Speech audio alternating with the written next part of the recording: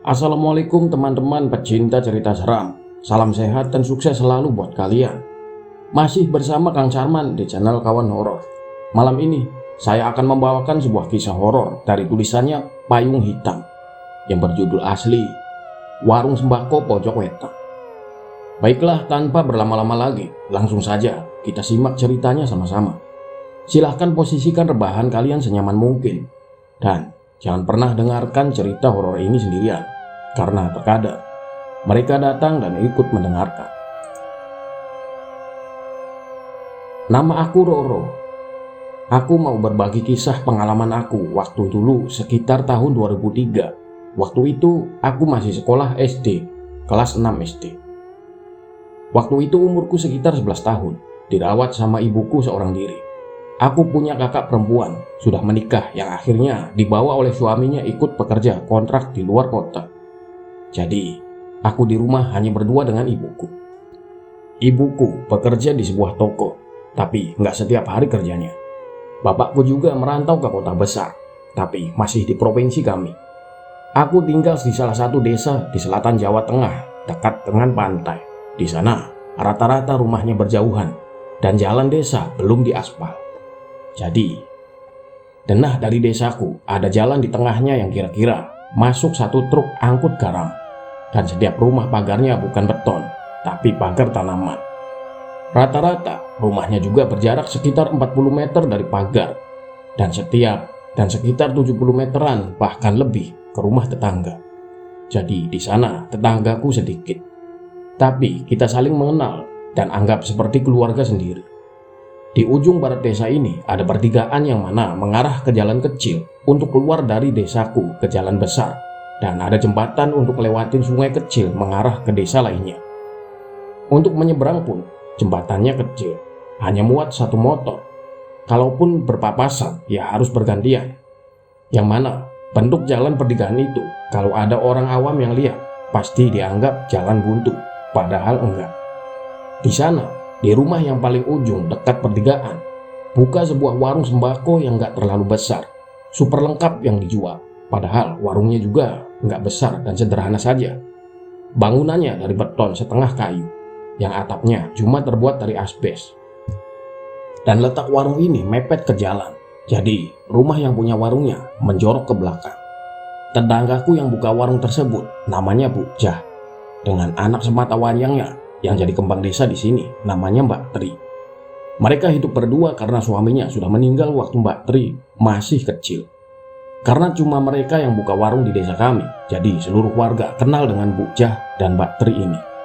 Tapi mereka bukan keluarga yang terbuka. Mungkin memang wataknya. Aku juga paham. Intinya mereka jarang berbaur. Kisah ini bermula pada suatu hari. Saat itu aku baru pulang kegiatan taraweh di sekolahku. Aku pulang jam 9 malam sendirian. Sekolahku nggak terlalu jauh dari rumah, jadi aku kadang naik sepeda atau jalan kaki. Karena suasananya habis hujan dan dingin, aku pikir pasti enak minum susu kental manis hangat di rumah. Jadi aku mampir dulu ke warung Bu Jah. Oh iya, aku harus melewati rumah sendiri kalau mau ke warung itu, karena kan warungnya ada di pojok desa. Di desaku pun warung itu disebut Warung Sembako Pojok Wetan. Warung Bu Jah memang buka 24 jam kadang, dan untungnya saat itu warung Bu Jah masih buka. Aku celingak-celinguk, tengok kanan kiri, nggak ada orang. Aku sudah ucap salam keras-keras pun nggak ada yang keluar. Jadi aku tunggu saja karena aku benar-benar kepingin susu kental manis. Lagi nunggu, tiba-tiba aku dengar suara kucing dari belakang warung. Ya, namanya juga anak-anak, jadi senang sama binatang. Aku dekati suara itu sambil menerawang di balik gelap di belakang warung. Mana kucingnya? Karena aku merasa nggak nemu, aku balik ke depan warung untuk duduk lagi. Tapi suara kucing itu masih kedengaran dekat dari warung. Aku balik lagi ke depan warung. Waktu sampai di depan warung, aku melihat ada sosok perempuan telanjang dengan rambut berantakan, serta tangan dan kakinya menyerupai burung. Dia bertengger di atas kursi warung yang aku duduki tadi. Aku terbelalak menyaksikan itu. Makhluk itu juga mengeluarkan suara seperti kucing sambil memaju-majukan wajahnya ke arahku seolah meledek. Aku yang kaku dan keringatku bercucuran di balik kerudungku. Entah makhluk apa itu. Aku langsung tidak sadarkan diri, yang akhirnya aku terbangun beberapa saat kemudian di rumah Pak RT. Ibuku belum pulang kerja saat itu, padahal sudah pukul 11 malam. Biasanya ibuku sudah pulang sekitar jam 6 atau jam 7 sore. Aku sementara di rumah Pak RT sambil menunggu ibuku pulang dan menjemputku. Ternyata ibu lembur, yang akhirnya dia menjemputku pulang pukul 12 malam. Setelah kejadian itu, aku sakit selama seminggu. Di hari ketiga aku sakit. Sebetulnya aku berangsur sembuh, tapi di malam ketiga itu, malam yang menurutku paling menakutkan. Saat itu, aku lagi tidur lelap ditemani ibuku. Tiba-tiba, aku bangun dan mendengar ada suara soang milik tetangga yang berisik banget. Aku amati ibu yang lagi tidur di sebelahku, sama sekali nggak bergeming. Aku pikir dalam hati, pules banget ibu tidur sampai suara soang begini nggak kebangun. Akhirnya aku pergi ke dapur untuk ambil air, karena aku nggak bisa tidur lagi dan haus. Aku lihat juga, jam ternyata sudah menunjukkan pukul 1:30 malam. Dari jendela dapurku, kebetulan dapurku ada di belakang rumah. Aku nggak bisa melihat suasana di luar tempat soang itu. Akhirnya, aku keluar halaman belakang rumah. Maksudnya mau menenangkan si soang yang dari tadi berisik dan memastikan soang milik siapa itu. Di halaman belakang, aku melempar soang-soang itu pakai ikan bekas lauk makan malam tadi. Waktu sambil ngasih makan, aku sambil bilang, "Hus, hus, hus." Tapi tiba-tiba ada yang ngikutin. Hus, hus, hus. Aku kaget, bingung juga siapa. Awalnya aku pikir pemilik soang itu. Mungkin gak terima soangnya aku kasih makan. Tapi suaranya dari arah tengah kebun yang gelap gulita. Hus. Aku mematung takut sambil berharap pemilik soang itu kelihatan. Tapi gak ada orang yang nyamperin soang itu. Aku cepat-cepat masuk ke rumah dan lari ke kamar dan tidur di sebelah ibu. Malam itu aku kembali sakit dan sembuh 4 hari kemudian. Yang kalau ditotal ya aku sakit selama 1 minggu. Pokoknya semenjak aku sakit itu, kesaksian dari keluargaku bahwa warga di desaku sering anggap aku aneh. Tingkahku seperti gak biasa. Gelagat aku seperti wanita dewasa, padahal aku masih jauh dari masa balik atau puber. Ini dari cerita ibuku. Karena waktu itu aku sering lupa sama yang aku kerjakan alias gak sadar. Contohnya, aku pernah dikasih uang oleh Pak Deku dari luar kota. Memang Pak Deku ini biasa mengirim uang jajan untuk keponakan-ponakannya. Biasanya uang jajan ini dipegang ibuku dan setengahnya aku pegang. Kadang aku tabung, kadang aku buat jajan. Waktu itu aku belanjakan semua uang dari Pak Deku untuk membeli beberapa riasan wanita. Dan yang paling ibuku bingung, aku beli sepatu toplet atau flat shoes yang ukurannya 38, padahal ukuran kakiku 34 atau 35. Ibuku awalnya mengira sepatu itu untuk dia. Dengan nada bercanda, ibuku meminta sepatunya. Tapi aku menyangkal dengan emosi. Aku bilang itu sepatuku yang bakal aku pakai buat main pokoknya. Gak sudilah sepatuku itu disentuh ibu. Ibuku cuma pasrah saja karena mau marah pun gimana, karena sepatunya sudah kubeli. Beberapa hari setelah membeli sepatu itu, aku juga susah disuruh berangkat sekolah. Bahkan seringkali aku mengambek dan mengamuk. Segala perkataanku, pola pikirku seperti orang dewasa, yang mana ibuku bingung aku belajar dan mencontoh siapa. Karena aku cuma berinteraksi dengan orang dewasa ya cuma ibuku dan bapak. Kalau kakak dan kakak ipar malah jarang. Sampai suatu ketika, gak ada angin, gak ada hujan. Aku tidur 18 jam gak bangun. Menurut kesaksian ibu, waktu itu aku dianggap alasan saja gak mau sekolah. Tapi aku betul-betul tidur. Ibu menunggu sampai 16 jam aku tidur. Barulah beliau panik. Ibu langsung menelpon kakakku, kakak iparku, dan bapakku. Aku langsung dipopong ke rumah sakit, yang akhirnya aku dinyatakan koma karena ada benturan keras di kepalaku. Padahal ibuku sudah ngotot ke dokter yang menanganiku kalau gak ada kecelakaan sebelumnya. Sebelum tidur pun aku sendiri merasa tidak biasa, yang normalnya manusia tanpa merasa sakit apapun. Tapi hari itu aku gak kunjung bangun. 1 hari 2 hari, tidurku sampai di hari kelima aku tetap koma. Bangun dari koma, aku kaget di hadapanku ada ibu, suster, dan 1 orang yang aku gak kenal memakai pakaian muslim warna putih dengan perawakan tua. Di sana, bapak tua itu langsung bilang, Kan saya sudah bilang, ibu tenang saja, Roro bakal bangun. Ternyata laki-laki tua itu adalah seorang kiai. Atau apa, aku nggak paham juga. Dari penampilannya sih seperti itu. Dan beliau bukan dari desa kami. Pantas saja aku nggak pernah melihat beliau. Ibuku langsung memelukku sambil menangis. Aku makin bingung dan kenapa aku di rumah sakit. Disitulah aku mulai menceritakan bagaimana yang aku alami selama koma. Selama koma, waktu itu aku bangun dan merasa tidur sebentar sekitar 8 jam. Padahal posisinya di situ aku cuma terbangun di alam bawah sadar. Aku bangun di keadaan yang berbeda. Tubuh merasa berat dan aku terbangun entah di mana. Waktu aku jalan keluar, aku memulai aktivitasku. Merendam pakaian selesai itu, aku sarapan pagi. Selesai sarapan, aku keluar rumah dan aku sadar di situ ada bangunan kecil lain di depan rumah. Yang itu nggak asing, yaitu warung sembako pojok wetan. Aku jalan menuju warung dan aku melihat di situ Bu Jah sedang membenahi beberapa dagangannya. Bu Jah menegurku ramah, kemudian aku duduk sambil beberapa kali kebingungan kenapa aku di sini. Tapi beberapa kali aku mengerjakan sesuatu yang aku sebenarnya nggak pengen kerjakan. Tapi aku juga nggak bisa mengontrol diriku harus bergerak di mana atau melakukan apa. Menjelang malam, masih di kondisi alam komaku, aku tetap beraktivitas di rumah Bu Jah tanpa segan, juga tanpa ada rasa ingin pulang. Jadi gini, kalian pernah kan mimpi tapi kalian bingung lagi ngapain, tapi kalian tetap nggak bisa mengontrol kalian mau ngapain di mimpi itu. Ya, seperti itu kira-kira rasanya. Aku beraktivitas layaknya pemilik rumah, mencuci baju, beres-beres rumah, melayani pembeli ke warung. Tapi anehnya, aku nggak ketemu Mbak Tri di rumah itu. Dalam hati aku bertanya juga, kemana Mbak Tri? Hari-hari berjalan, entah di hari keberapa, aku mulai jenuh. Dan aku bingung, kenapa kegiatanku selalu sama. Persis yang aku lakukan kemarin di jam yang persis pula. Misal, aku menyalakan keran air pukul 10:30. Aku buka keran air di jam itu juga di esok harinya. Bahkan yang lebih buat aku merinding, di sore hari aku lihat Bu Jah yang menebang satu batang pohon bambu. Besoknya bambu itu seolah tumbuh semula lagi, lalu ditebang Bu Jah. Dengan potongan yang sama, di jam yang sama, dan pakaian Bu Jah yang sama. Aku merasa ada yang gak beres, tapi aku gak bisa mengendalikan diriku. Akhirnya aku berusaha sekuat pikiranku untuk keluar dari kegiatan sehari-hariku. Rasanya mau mematahkan apa yang aku kerjakan kemarin. Aku ganti ke kegiatan yang baru. Aku mengontrol diri sendiri. Aku mengontrol diri sendiri juga untuk bisa keluar dari kegiatan yang kemarin. Aku memberanikan diri keluar dari rumah Bu Jah.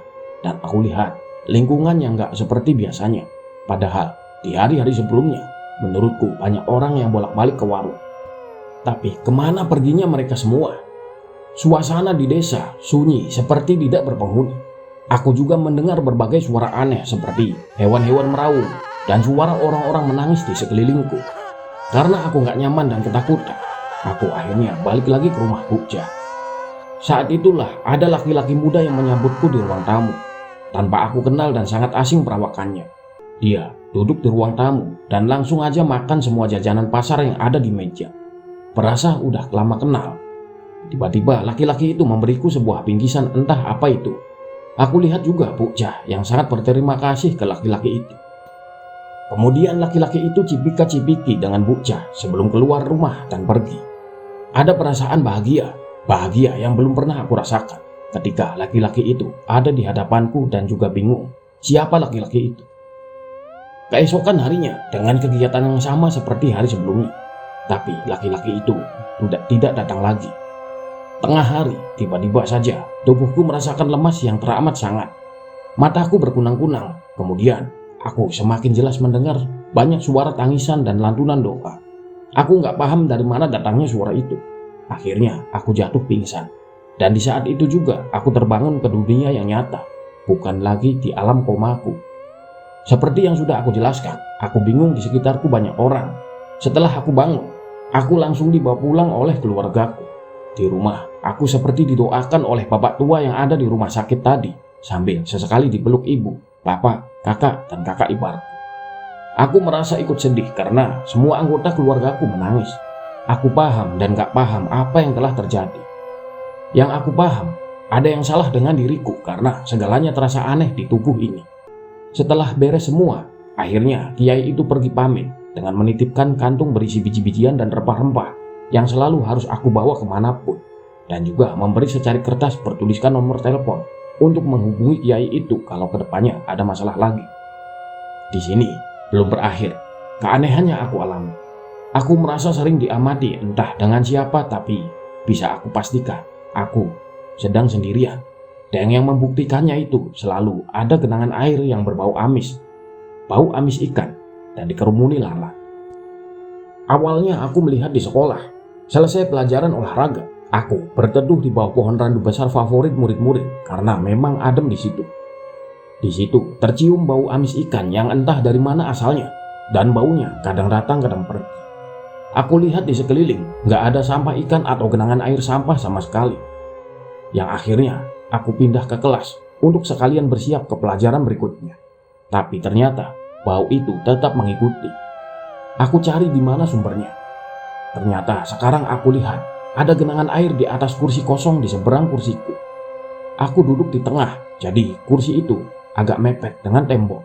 Aku tutupi kertas sobekan, maksudnya supaya siapapun yang nantinya duduk di situ nggak akan kebasahan. Lagian baunya pun amis. Dengan beberapa lalat menghinggapi, aku lihat ke atas, tepat di ternit atap sekolah pun nggak ada bocoran sama sekali. Tapi airnya semakin menetes dan banyak. Aku akhirnya masa bodoh saja. Pulang dari sekolah, aku terkejut lagi mencium bau amis itu. Apa jangan-jangan badanku yang bau? Tapi enggak juga. Setelah aku lihat-lihat, ternyata ada beberapa spot genangan air di rumahku. Aku letakkan beberapa ember di spot yang ada genangan air itu. Ternyata ibuku memperhatikanku. Dia bilang, di sini nggak hujan, bahkan rumah nggak bocor sama sekali, nggak ada air di sini. Dan beliau pun mengambil kembali ember-ember itu. Aku juga heran kenapa aku lihat di sana becek, tapi ibuku bilang nggak ada air. Tapi aku nurut saja karena mungkin aku merasa cuma kelelahan saja. Suatu ketika, suatu malam, ibuku mengajakku keluar makan pecel lele. Dan di situ, selama perjalanan di atas sepeda ontel ibu, aku mulai melihat beberapa hal yang gak wajar. Mulai dari ada beberapa cahaya kuning di belakang punggung orang yang ada di jalan. Dan aku lihat beberapa orang juga dengan pakaian kuno hilir mudik. Yang paling mengejutkan, di belakang warung pecel lele itu, aku melihat ada sosok yang pernah aku lihat. Perempuan telanjang dengan kaki dan tangan yang menyerupai burung, melihat ke arahku tanpa bergeming. Aku ketakutan dan melihat dari arah yang lain. Aku lihat ada seorang bapak-bapak seberang jalan menatapku dengan mimik memaki dan seolah mengutuk. Aku berpegangan erat ke lengan ibuku yang sedang makan dan aku menangis. Karena merasa gak enak dengan pengunjung lain, akhirnya aku dibawa pulang oleh ibu. Sampai di rumah, aku ditenangkan oleh ibu. Ibu menyuruhku tidur duluan, sedangkan beliau bakal menyusul. Tapi sampai di kamar, aku dibuat bingung karena kasurku basah, bau amis dan banyak lalat. Aku teriak memanggil ibuku. Kata ibu, kasurnya gak basah sama sekali.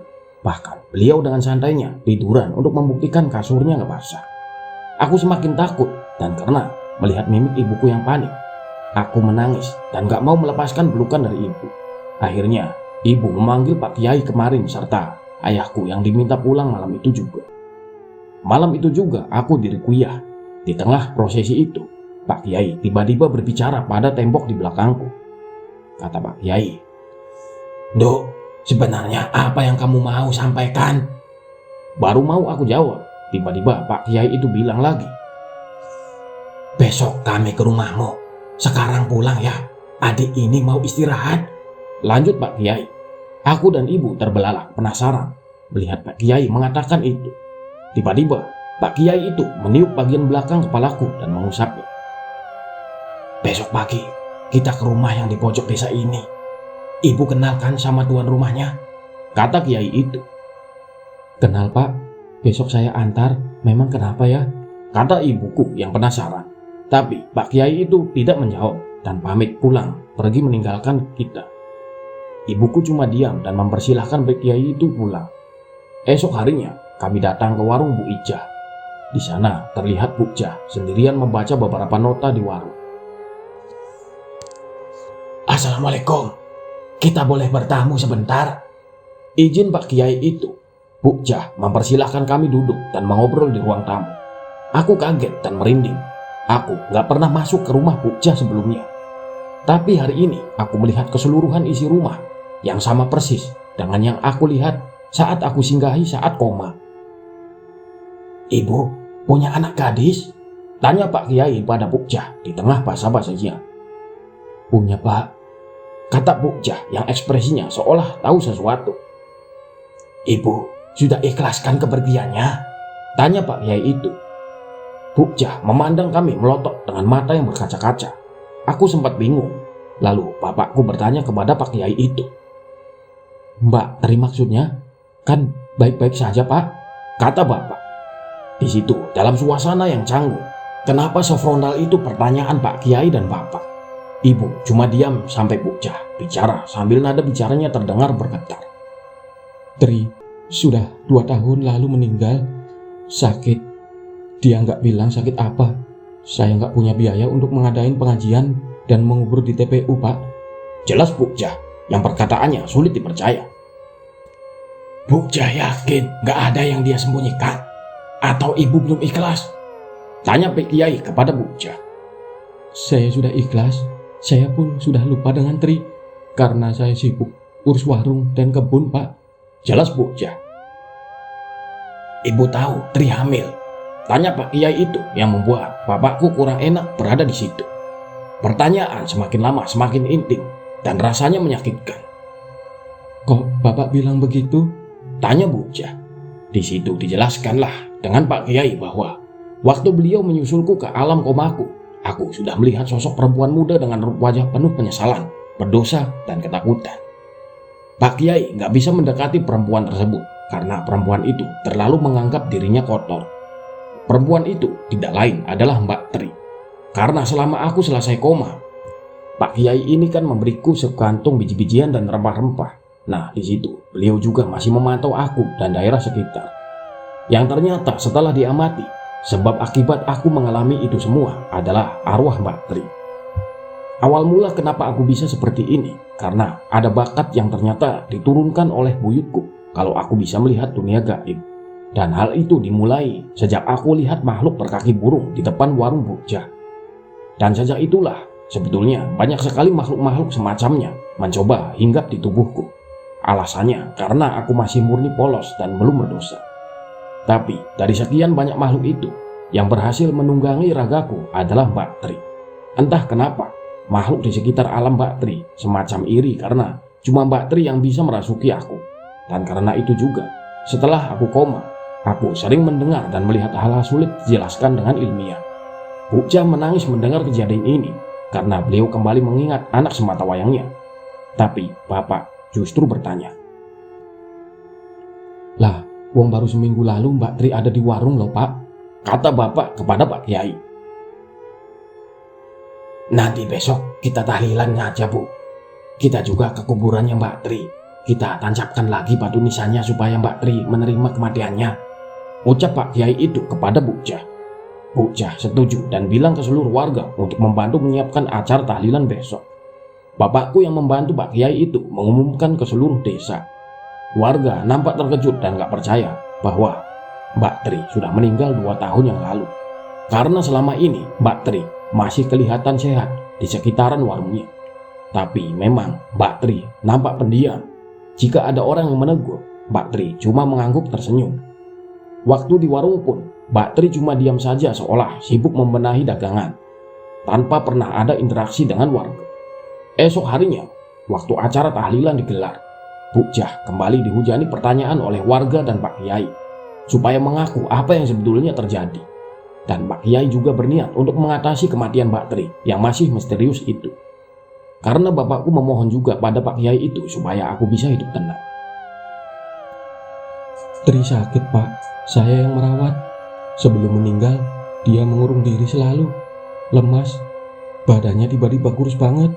Tapi Tri nggak ngaku hamil, Pak. Ya, saya percaya saja, Pak," jelas Bu Jah. "Ada pacarkah Mbak Tri?" tanya Pak Kiai itu. "Ada, Pak. Tapi nggak pernah kesini lagi. Ya, sudah lama sekali nggak kesini," kata Bu Jah. Pak Kiai cuma mengangguk dan meminta izin masuk ke kamar bekas Mbak Tri. Di sana, Pak Kiai itu minta tinggal sendirian di ruangan. Akhirnya, Bukja mengizinkan. Keluar dari kamar itu, Pak Kiai tersebut berembuk bersama Bukja, bapak dan ibuku. Aku belum paham apa yang mereka bicarakan. Bahkan cerita ini, beberapa juga kesaksian dari ibu bapakku. Intinya, dari diskusi saat itu, Pak Kiai bilang Mbak Tri telah mengandung jabang bayi 2,5 bulan. Tapi Mbak Tri diam saja karena takut menanggung malu keluarganya. Dan yang bikin semakin membuat Mbak Tri depresi adalah pacarnya yang berpesan kepadanya kalau nanti Mbak Tri hamil, Mbak Tri diminta untuk meninggalkan pacarnya saja dan jangan datang lagi. Menurut kesaksian Bukja, pacar dari Mbak Tri ini tiba-tiba nggak pernah datang lagi semenjak Mbak Tri sakit. Bahkan Mbak Tri juga lebih banyak diam saat ditanya keberadaan pacarnya itu. Karena Bukja nggak mau terlalu banyak ikut campur urusan pribadi anaknya, akhirnya Bukja nggak pernah mengaitkan sakitnya Mbak Tri dengan pacarnya. Laki-laki itu tubuhnya agak gemuk, memakai seragam oranye dengan membawa helm proyek putih. Itu yang aku lihat waktu dia berkunjung ke rumah ini, waktu aku koma, ucapku kepada Bukja setelah acara tahlilan selesai.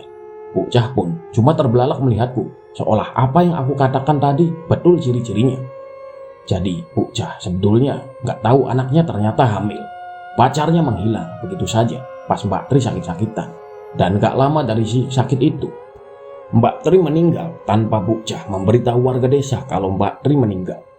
Bukja cuma menguburnya di pekarangan belakang rumah, di sebelah empang kolam ternak ikan dan kandang soang. Dikuburnya pun cuma dari bantuan beberapa pekerja rumahnya seperti kuli panggul sembako dan yang suka ngasih makan ikan-ikan di empang. Mereka semua juga bukan warga desa kami. Aku pun masih heran kenapa Bukja nggak mengumumkan kematian anaknya. Apakah Bukja ini sebetulnya tahu anaknya meninggal? Atau memang Bukja lah yang sengaja membuat anaknya meninggal? Sampai sekarang, pengakuan Bukja seperti apa yang aku ceritakan saja. Selebihnya mari berkonspirasi. Tapi lebih baik jangan. Aku turut prihatin dengan Mbak Tri. Soal kegiatan Roro selama koma itu, kenapa selalu melakukan kegiatan yang sama? Karena menurut penjelasan kiainya, kalau seseorang yang meninggal dan belum ikhlas atau belum menerima kenyataan bahwa dirinya sudah meninggal, bakal melakukan kegiatan yang sama sebelum dirinya meninggal. Biasanya kegiatan itu sering dilakukan seseorang yang meninggal itu. Kayak contoh Mbak Tri yang sering merendam pakaian, jaga warung, dan menyambut pacarnya yang datang ke rumahnya. Turut berduka cita untuk Mbak Tri. Soal kelanjutan bagaimana keadaan Roro dan keluarganya setelah kejadian itu, keluarganya akhirnya nggak pernah mengalami gangguan aneh lagi, terutama pada diri Roro. Tapi dengan berat hati, kemampuan Roro bisa melihat apa yang bakal terjadi ke depan nggak bisa dihilangkan. Jadi Roro termasuk anak indigo, tapi bukan melihat hantu, tapi bisa melihat masa depan, terutama melihat kematian. Contoh yang sering Roro lihat adalah cahaya kuning di belakang punggung seseorang yang akan dijumpai ajal pada waktu dekat. Itu saja yang bikin Roro nggak nyaman.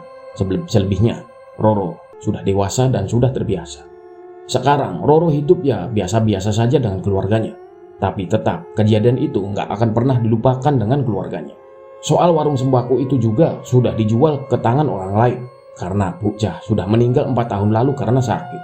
Harta warisannya, rumah, empang, dan kebun dipegang saudaranya entah siapa, yang akhirnya dijual ke orang asing.